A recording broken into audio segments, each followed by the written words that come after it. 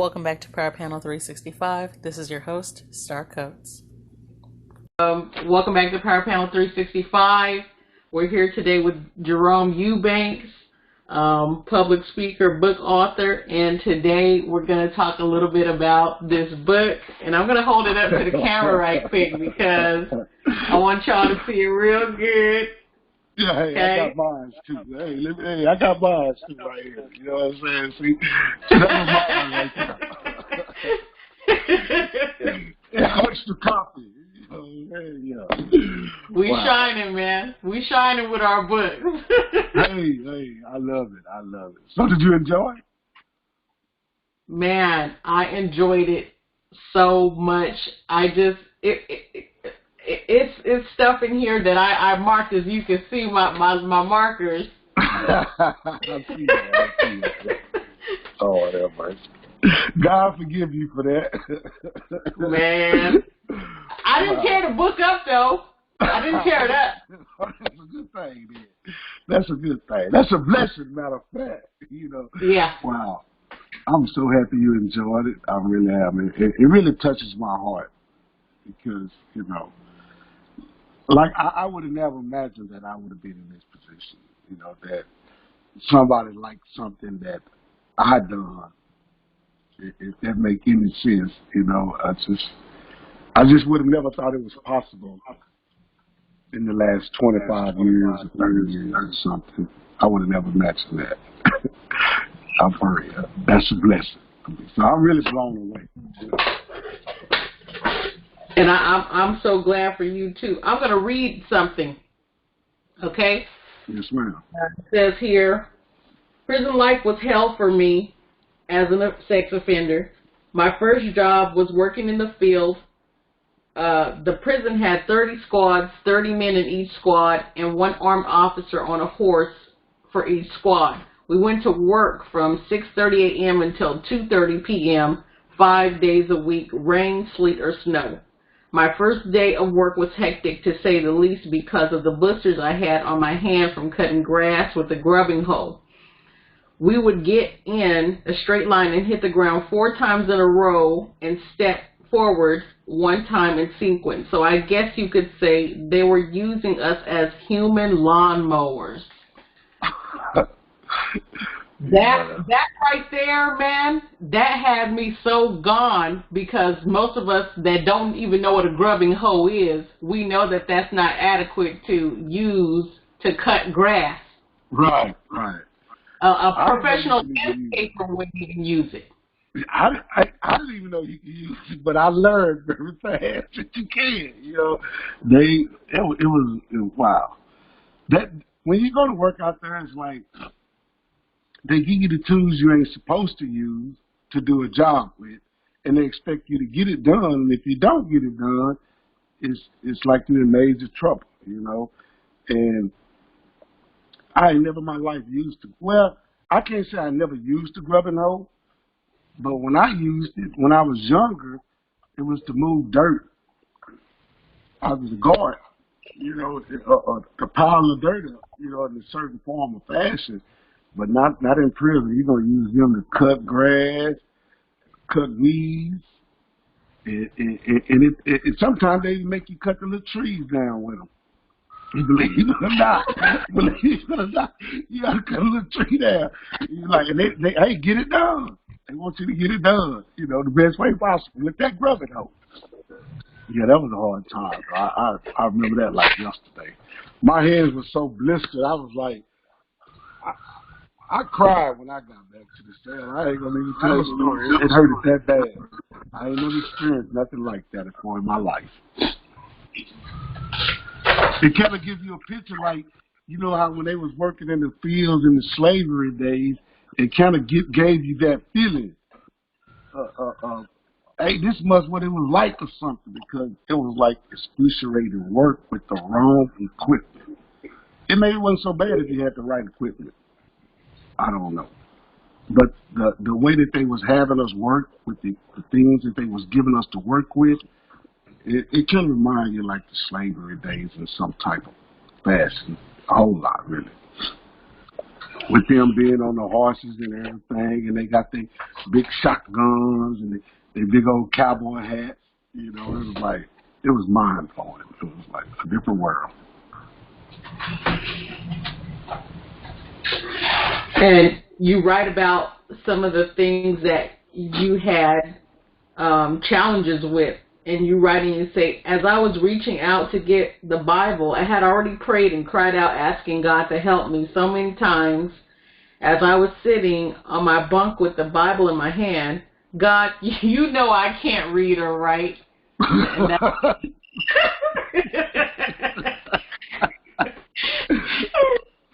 well, you wrong for that one.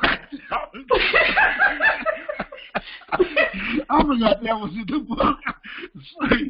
Wow. No, and you know why I said it? Because most people, they don't realize some of the things that, I guess, when you grow up in urban places, when you grow up in the ghetto, the education to me, and especially in black households, it's not number one. We always worried about how to get money, how to hustle, you know, just all these other things that if you don't have education, it won't mean hardly anything. Right.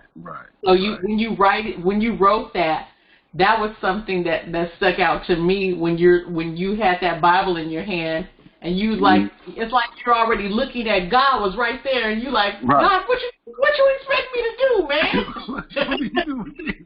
That's what you want me to do with this, man. I don't know what to do with it. I did. I was like, man, I wanted to bad. Now let me be real with you. I wanted to. God, boy, I knew it was something in that Bible for me.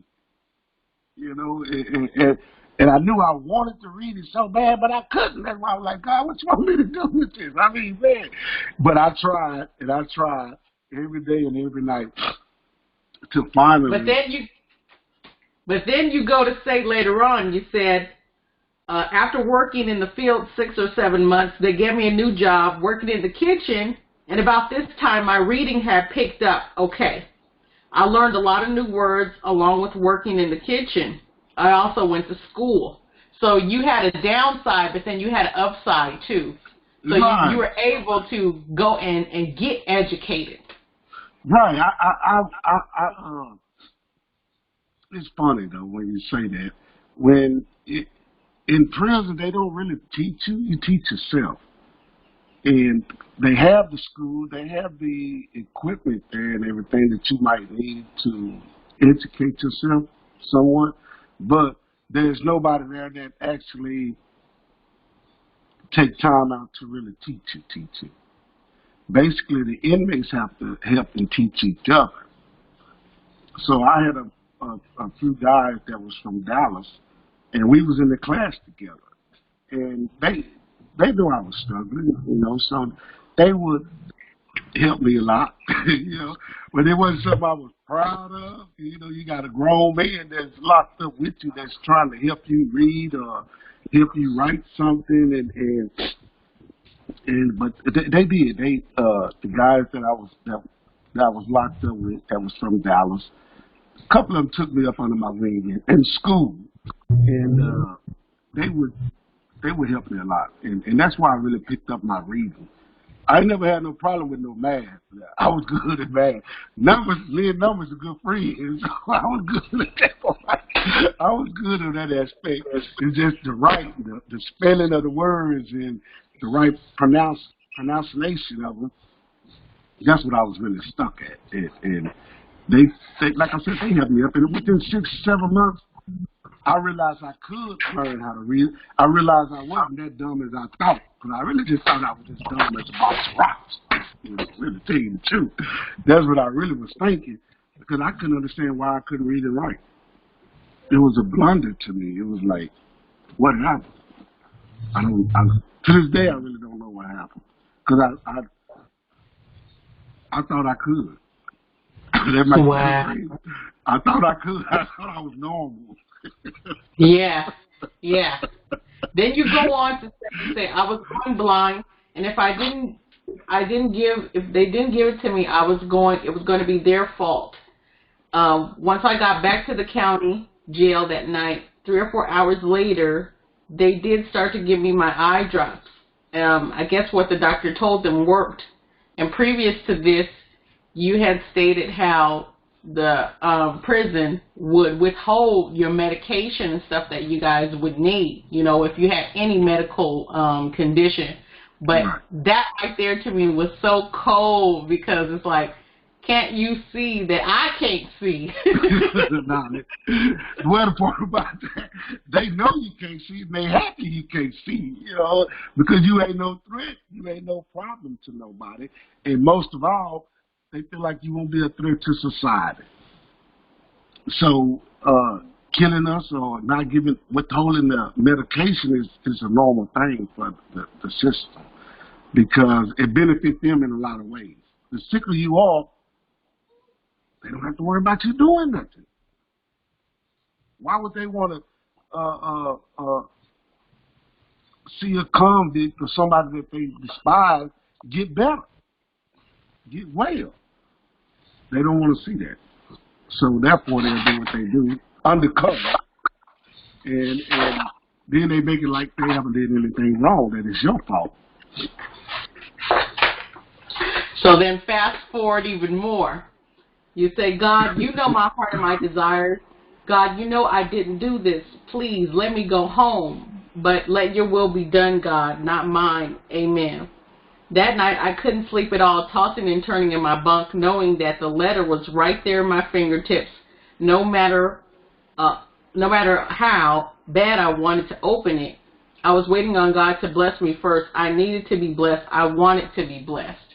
So in this scene, wow, you're getting some information that is vital to you, and you're trying to get these people to understand that you're innocent, but they keep stringing you along little by little by little. And before you answer that, I want y'all to get this book and read it through and through.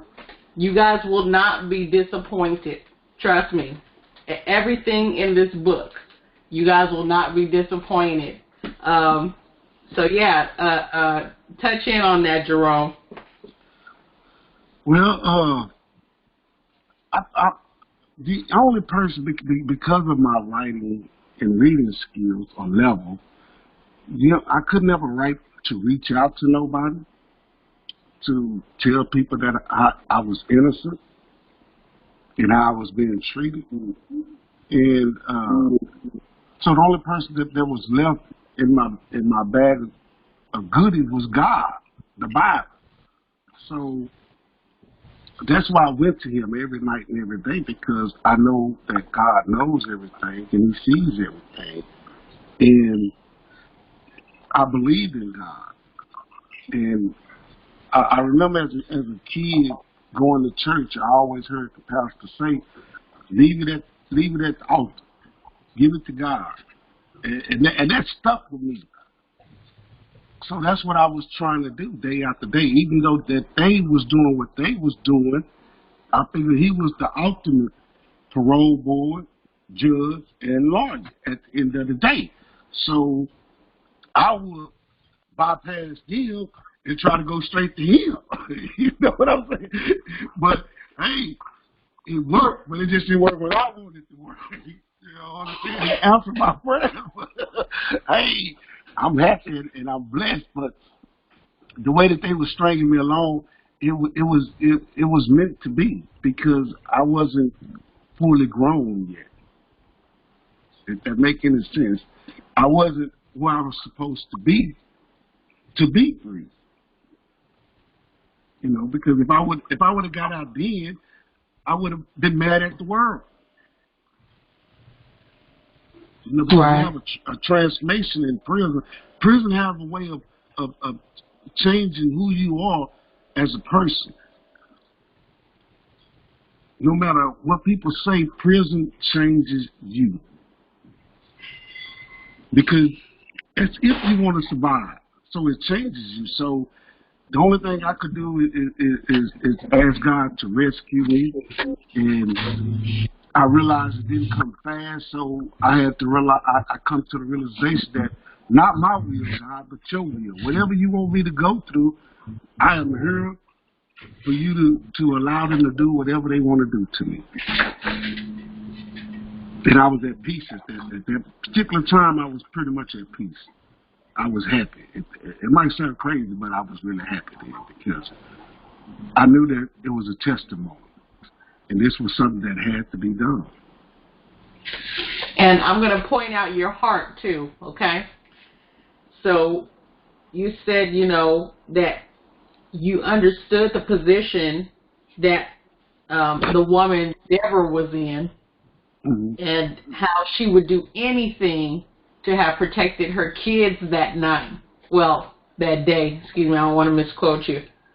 And how even in your position, if you had to do that just to save your children, you would have. And I read and understood in her position that she had already had warrants out for her arrest. So in order to cover that up, she said, look, I can't go down, but I'm going to make sure that the nearest people to me, I'm going to make sure they go and they take on my punishment.